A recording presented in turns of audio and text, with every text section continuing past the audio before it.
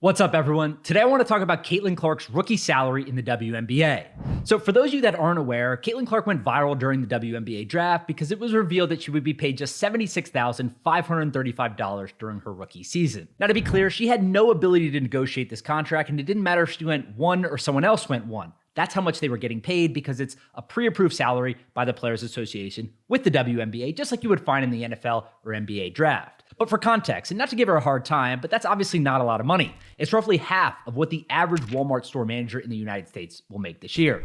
Now, some people took this as an opportunity to publicly promote the WNBA, saying you should buy their league pass, saying you should attend games, or maybe even go buy a jersey. While others use this as a chance to garner some cheap impressions on social media.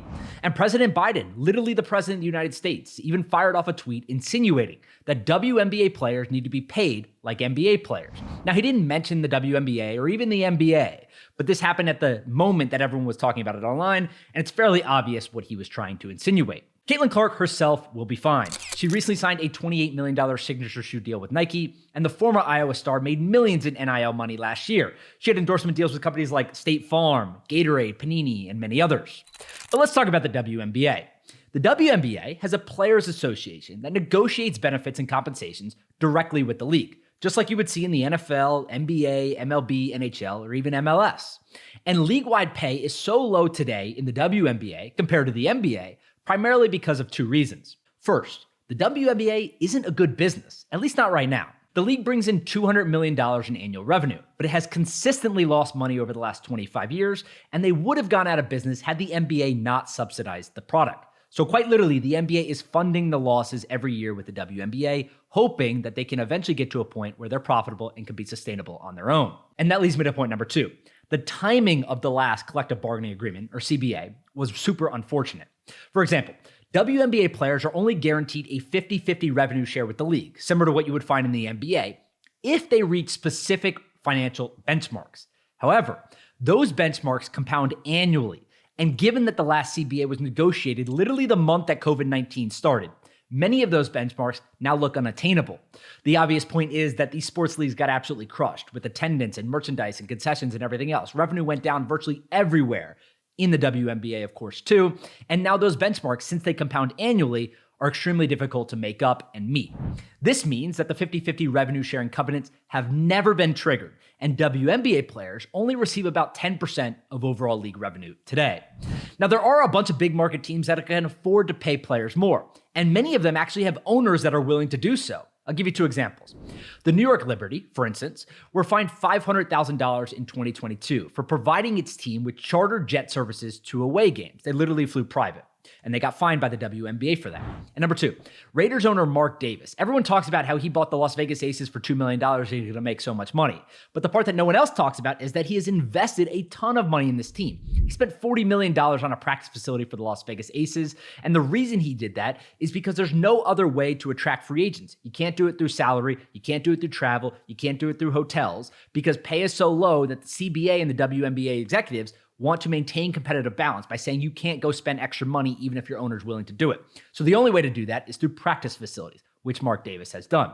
So it's really a simple math problem. Revenues need to increase for players to make more money.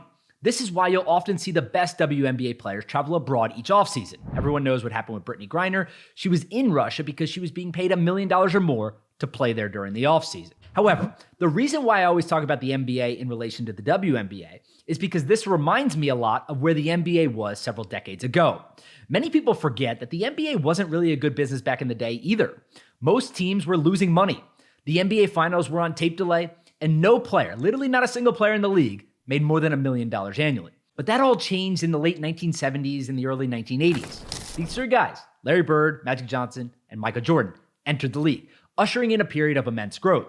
These personalities made the league more popular, increasing income through larger media rights deals. Let me give you an example. In 1978, the year before Magic Johnson was drafted, David Thompson was the NBA's highest paid player, making $800,000 annually. However, by the time Magic Johnson retired in 1996, several NBA players were making $10 million annually, and Michael Jordan was making $30 million annually. Now, again, the reason why I tell you this is because this is where the WNBA is today, just where the NBA was in the late 1970s and early 1980s.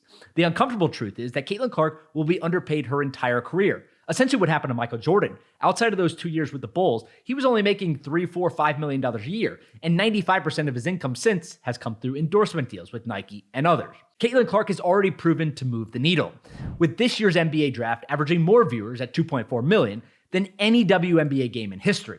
The Indiana Fever, her team, will make more money off Caitlin Clark this year through ticket sales, merchandise, and sponsorships than they will pay her in salary over the next decade. And Clark won't see any equity upside in the franchise if valuations increase. But Caitlin Clark's problem is also the WNBA's solution.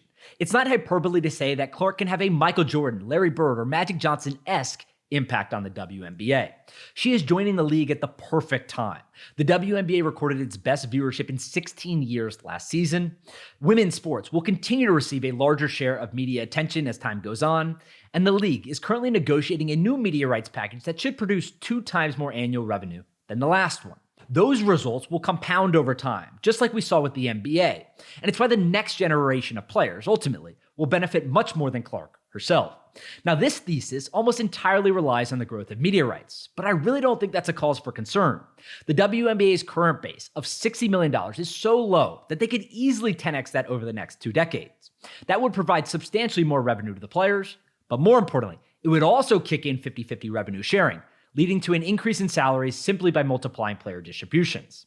That's it for today, everyone. If you enjoyed this episode, please make sure to subscribe to the channel. I make weekly videos breaking down the most interesting stories in sports business.